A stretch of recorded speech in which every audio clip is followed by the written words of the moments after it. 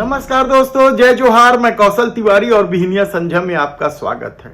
सतनामी समाज के प्रदर्शन के दौरान बलौदाबाजार जिले के एसपी कार्यालय को आग के हवाले कर देने और कलेक्टोरेट परिसर में जमकर तोड़फोड़ करने, उपद्रव मचाने और आम लोगों के निजी वाहनों पर आगजनी के मामले से पूरी तरीके से बौखलाई विष्णुदेव साय सरकार ने अब सतनामी समाज के गुरु को ही उपद्रवी बता दिया है।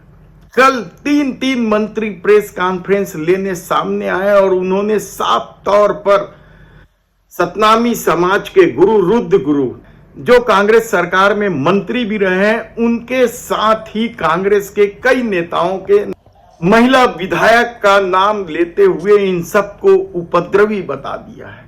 ये देवेंद्र यादव विधायक, उसका क्या काम था? ये पूर्व मंत्री रुद्र उस मंच में था और साथ ही साथ एक विधायक, महिला विधायक को भी मंच में, कविता प्राण लहरे, ये भी मंच में थी। और इस तरह समाज को बरगलाया गया और भड़काया गया।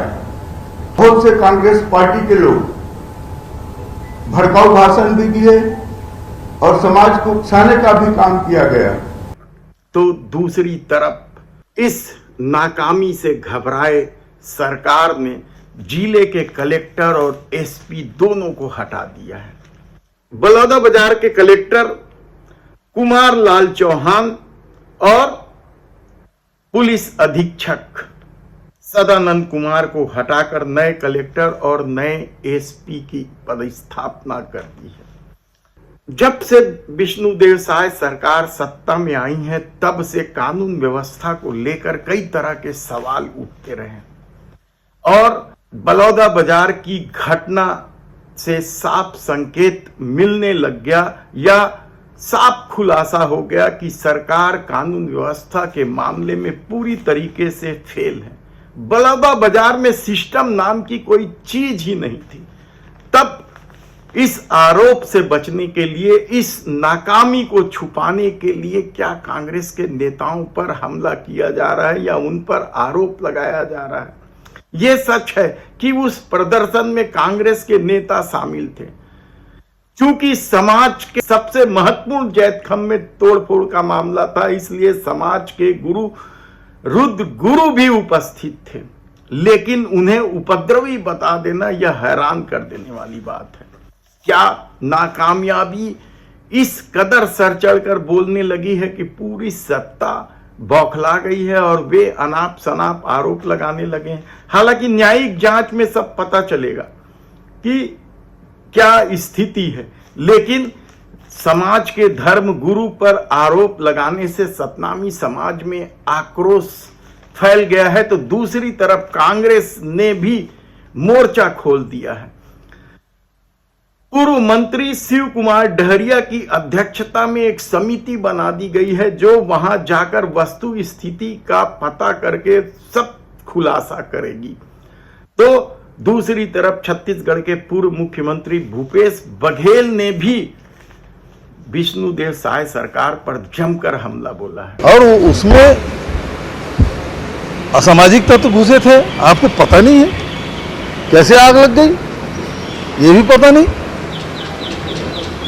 ये तो सीधे लापरवाही है और सरकार की ये नाकामी है, जिसके कारण से बलौदाबाजार जैसे शांतिप्रिय जिले में, हमारे छत्तीसगढ़ वैसे भी शांति प्रिय है, और इसमें इस प्रकार की घटना घट जाए, जिम्मेदारी मुख्यमंत्री को लेना चाहिए, उसे तत्काल पद से इस्तीफा देना चाहिए। दरअसल बलौदाबाजार जिले के एक गांव के धार्मिक स्तंभ में तोड़फोड़ को लेकर सतनामी समाज का गुस्सा इस कदर फूट पड़ेगा, यह किसी ने नहीं सोचा था। शायद प्रशासन ने भी नहीं सोचा था। इसलिए अपराधियों की गिरफ्तारी को लेकर या सतनामी समाज की मांग को लेकर कोताही बरती जा रही थी। और जब यह घटना हो गई, एसपी कार्यालय फूंक दिए गए, कलेक्टर कार्यालय तोड़फोड़ किए गए, धरना स्थल से लेकर कलेक्टोरेट तक के रास्ते में साफ तौर पर दिखाई दे रहा है कि किस तरीके से लोगों ने अपना आक्रोश व्यक्त किया है।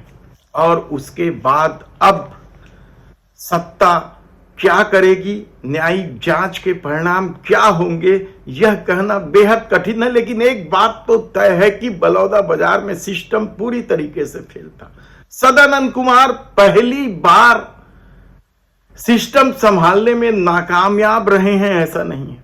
इससे पहले भी याद कीजिए आप नारायणपुर की वह घटना जब सदानंद कुमार का सिर ही फोड़ दिया गया था, लहूलुहान हो गए थे वे। वहां भी वो एक कानून व्यवस्था संभालने में पूरी तरीके से नाकाम रहे थे, तब भूपेश सरकार थी। लेकिन अब बलौदाबाजार में भी उनके द्वारा इसी तरह की रीति नीति अपनाए जाने की वजह से क्या यह घटना हुई? क्या सदानंद कुमार वास्तव में कानून व्यवस्था संभालने के लायक नहीं है? तो दूसरे तरफ जो कलेक्टर थे कुमार लाल चौहान, क्या वे भी इस मामले में चूक गए? उन्हें भी हटा दिया गया है। आनंद फानंद में जो कार्रवाई घटना के तत्काल बाद होनी थी वह कांग्रेसियों के हमला करने के बाद की गई। कलेक्टर एसपी की तो जिम्मेदारी थी ही थी। क्या जो उपद्रवियों ने संपत्ति का नुकसान किया है, करोड़ों रुपए की संपत्ति आग के हवाले कर दी गई है, कई महत्वपूर्ण फाइल भी आग के हवाले कर दिए गए हैं, क्या इसकी भरपाई हो पाएगी? और होगी तो किससे होगी? क्या उपद्रवियों से की जाएगी, जिस तरीके से पत्रकार वार्ता में मंत्री लोग बोल रहे थे, या फिर एसपी कलेक्टर से करनी चाहिए? सवाल कई तरह के हो सकते हैं, क्योंकि पूरे मामले में पूरी तरीके से शायद सरकार ही दोषी है कहा जाए तो गलत नहीं होगा। और एसपी कलेक्टर को तो हटा दिया गया है, पर सरकार पर कार्रवाई कौन करे? क्या गृह मंत्री विजय शर्मा पूरी तरीके से फेल हो चुके हैं? क्योंकि लगातार अपराध बढ़ रहे हैं, मॉब लिंचिंग की घटना हो रही है, किस तरीके से बलात्कार हो रहे हैं, किस तरीके से राजधानी जैसी जगह में 15 दिन में 50-50 गाड़ियां उठा ली जा रही है, घर सुना होते ही चोरी हो जा रही है। यानी किस तरीके से पुलिसिंग चल रही है? क्या सिर्फ सटोरियों और शराब दुकानों से वसूली ही सरकार का काम रह गया? सवाल आप कई उठा सकते हैं, क्योंकि महादेव ऐप को लेकर कई तरह के मामले थे, लेकिन अब भी महादेव ऐप चल रहा है। कहा तो यहां तक जा रहा है कि महादेव ऐप वाले अभी भी सत्ता को पैसा दे रहे हैं। महादेव ऐप की धमक अभी भी बनी हुई है, उनका खेल अब भी चल रहा है, भले ही ईडी से लेकर दुनिया भर की कार्रवाई का दावा किया जा रहा है। दूसरी तरफ दारू में भी अब यही सवाल उठ रहे हैं, तो क्या सिर्फ सत्ता बदली है, सिस्टम वही है, पैसे उसी तरीके से वसूले जा रहे हैं? घटिया दारू अब भी लोगों को मिल रही है, कुछ ब्रांड जरूर बढ़ गए हैं, लेकिन इससे आम लोगों को सबसे महंगी दारू भी तो छत्तीसगढ़ में मिल रही है। तब ऐसे में सवाल यह है कि एसपी कलेक्टर को बदल देने से क्या काम हो जाएगा, देखना होगा। धन्यवाद।